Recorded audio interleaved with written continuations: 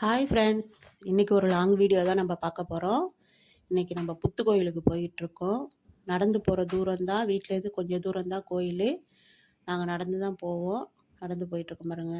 எங்கள் அத்தை, பாப்பா, நாங்கள் எல்லாருமே போனோம். இந்த என்ட்ரன்ஸை பார்த்தாலே தெரிஞ்சிருக்கும், இது வெட்டினரி காலேஜ் தான். அது உள்ளே தான் கோயில் இருக்குது. பாருங்கள், எங்கே பார்த்தாலும் புல்லு மரம், நமக்கு தெரியாத செடிங்கள்லாம் நிறைய இதில் இருக்குது. ரொம்ப அழகாக இருக்கும். எனக்கு ரொம்ப பிடிக்கும் இந்த இடம். கோயிலுக்கிட்டக்க வந்துட்டோம். நம்ம கோயிலுக்கு வந்தாச்சு. பாருங்கள், இதுதான் புத்து. இது உள்ளே தான் புத்து, நல்லா பெரிய புத்தாக இருக்கும். நாங்கள் பாலும் முட்டையும் வாங்கி கொடுத்துட்டு உள்ளே போய் சாமிக்கு அர்ச்சனை பண்ணிவிட்டு விளக்கு போட்டுட்டு சாமி கும்பிட்டோம். மனசுக்கு ஒரு மாதிரி திருப்தியாக இருந்துச்சு. இந்த மரத்தை அப்படியே இங்கேயும் எல்லோரும் விளக்கு போட்டிருந்தாங்க. அப்படியே நாங்களும் அப்படியே ஒரு சுற்றிட்டு சாமி கும்பிட்டோம். எங்கள் அத்தையால் நடக்க முடியல பாருங்க. மெதுவாக நடந்து உட்காந்து நடந்து வராங்க.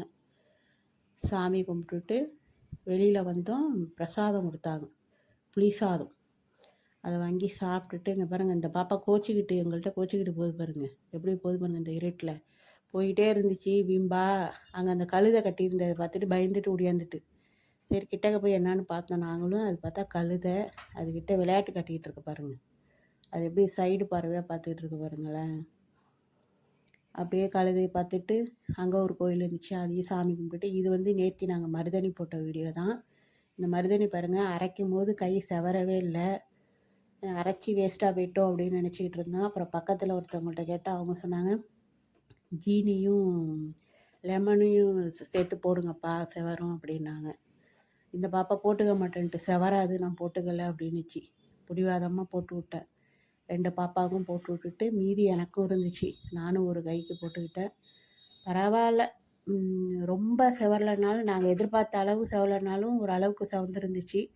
அப்புறம் நான் எடுத்துகிட்டு சாப்பாடு செய்யணும் அப்படின்னு சொல்லிட்டு சாப்பாடு செய்யப்பட்டேன். இன்றைக்கி சாப்பாடு பாருங்கள், இட்லி, பூண்டு துவையல். பூண்டு துவையல் எப்பொழுதுமே நாங்கள் நிறையா அரைச்சி வச்சுப்போம். அரைச்சி ஃப்ரிட்ஜில் வச்சுப்போம், ஒரு 4-5 நாளைக்கு வர மாதிரி. பூண்டு துவையல் நான் வீடியோ எடுக்கும்போது சிரிக்க மாட்டேங்கிறேன் அப்படின்னு கிண்டல் பண்ணிகிட்டு இருக்காங்க. இட்லியும் பூண்டு துவையலும் இன்றைக்கி நைட்டு.